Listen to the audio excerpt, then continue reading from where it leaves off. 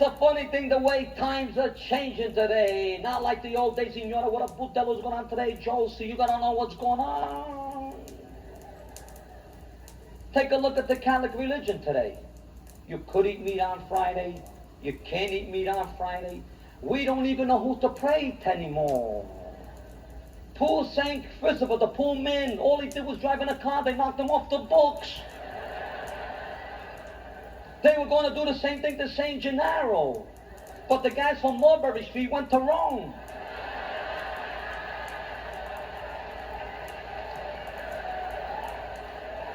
And they told the Pope, you leave him alone, he's with us. Take a look at the priests. They like to go out and knock it in night. Last night they were here, they were drinking holy water on the rocks all night long. The nuns want to become priests. The priests want to get married. You know why? On kind of the confessions that they hear. Yeah, you go in the booth, you tell them you did this, I did that. How many times? 200 times. You say, you get here, I'll get over there. Take a look at the new generation today. Girls want to be liberated today, Signora. What goes on? You know who should have been liberated? I'll tell you. Our mothers and our grandmothers, because when they worked, they did a job.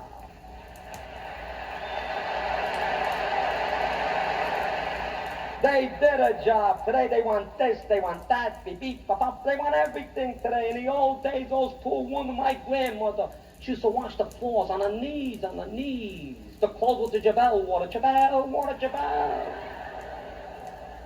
When they cooked the meal, everything was fresh. What frozen food? Today they give you frozen food, they stiff you up and they bury you. 1, 2, 3, beep, beep, beep, beep, beep, beep, beep. In those days, the man had one job. What? 2, 3, 4 jobs. One job. Lucky he went to work. When he came home at night, he sat at the table, he ate like a king. He was the master. They went to bed, he had all the pep. He was raring to go. She was dead.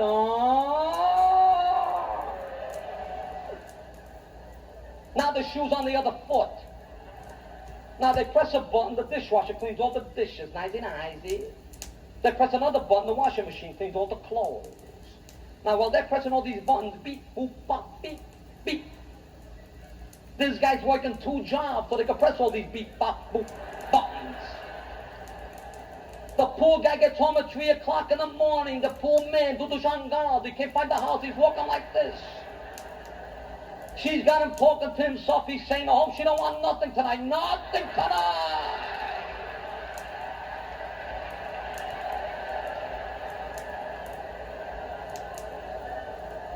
Now they go to bed. She's do the rajad. All day long, give her big poopa. He's laying like a dead Baccala. So what does she do? She presses his button. Non happen. È morto. He's dead.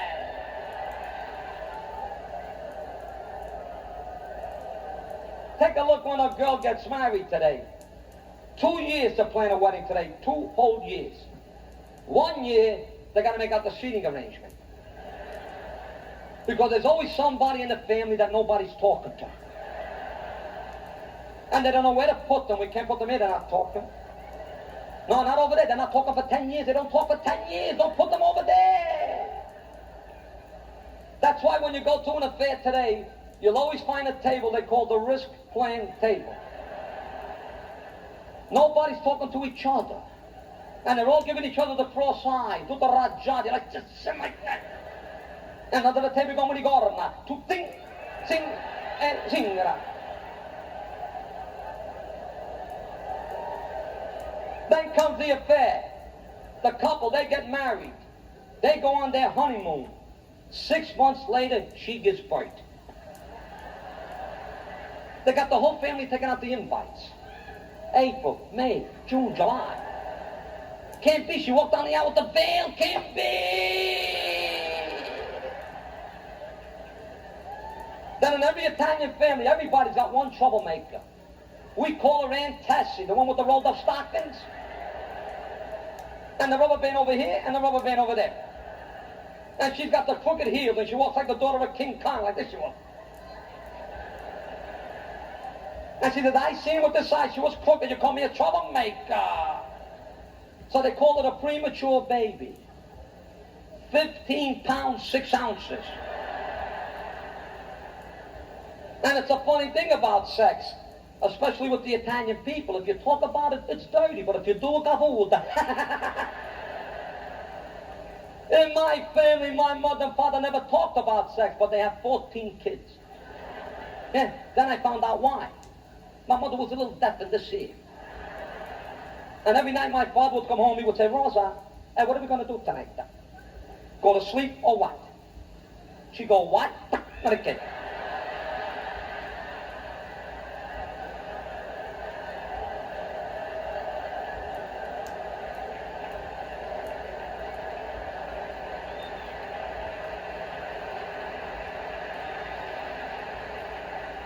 My father said, too much, you gotta stop, but too much, you gotta stop, 14 kids are too much. He went to the church. He told the priest, he says, Father, I got 14 kids, you're gonna tell me I'm gonna stop it, you're gonna tell me. The priest told him, Tony, you gotta have rhythm.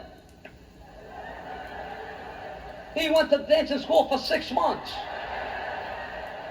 I put him in the kitchen, 5 o'clock in the morning, dancing by himself. He said, I got rhythm. Then coming from an Italian family, 14 kids, we only have 5 rooms. I used to say to myself, but where could they do it? Where could they do it? Not in the bedroom with all the saints and all the candles? Every day she would tell me, go buy another box of candles. One day I walked and I seen St. Anthony, his eyes were crossed. Then I took a look at my mother. I said, my mother can't do those things. Not my mother can't do those things. My father, but not my mother. Every day she was in the kitchen with the macaroni singing, Virgin, oh my. Then I found out while she was going like that, my father was doing the same thing.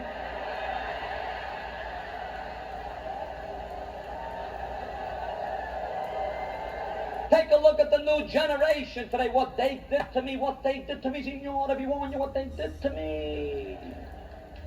They invited me to a party. And you know the marijuana cigarettes? They call them joints. And I didn't know that. So the kid says, you want to come to a party? I said, sure. He said, have you got a joint? I looked at him, I said, sure, I got a joint. He says, how many have you got? I says, why not? They come in pairs. I said, I got one. Ain't that good enough? He says, yeah, but if you had 2, it could be better. I said, I know that. I'm at the party. I'm hanging around. He says, hey, did you bring your joint? I says, why? You left yours home? I said, now that I got my joint, what am I going to do with it? He says, you got to take it out. I thought, you want to take out my joint over here? All right, and I take it out. What am I going to do with it? He says, you Baccala, you got to smoke it. I thought, you want me to smoke my own joint? And what do you think I am, the Jolly Green Giant? And then I asked him, and what if I don't want to smoke my own joint? He said, oh, don't worry, then we're going to pass it around.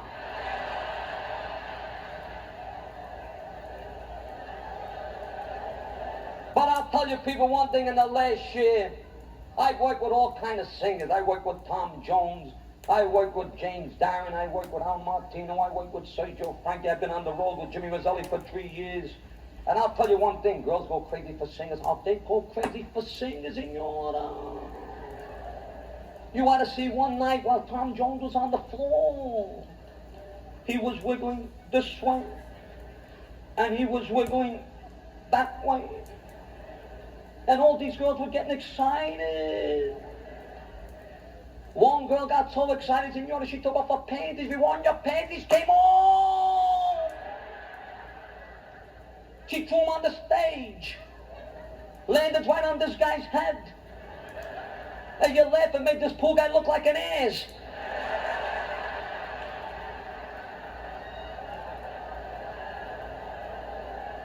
Then you had to see James Aaron one night. He came on the floor with a tight white suit. His shirt was open. It was a shame. The suit was so tight. Everything was showing. All the girls in the audience were going, look what he's got, Mary. Look what he's got. So the next night I figured I'd try it. Hey, you're laughing. They took me away in an ambulance. They thought I had a double hernia. I was walking like this.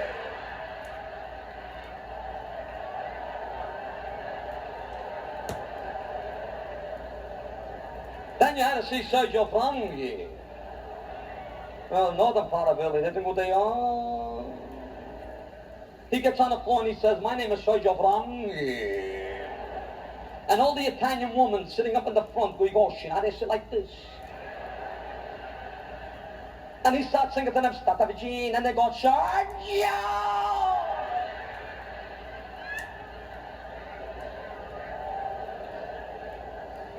Then after they finish singing their songs, you know what they do? They sell their albums, they sell their records in the back. Me, I'm different. I sell olive oil.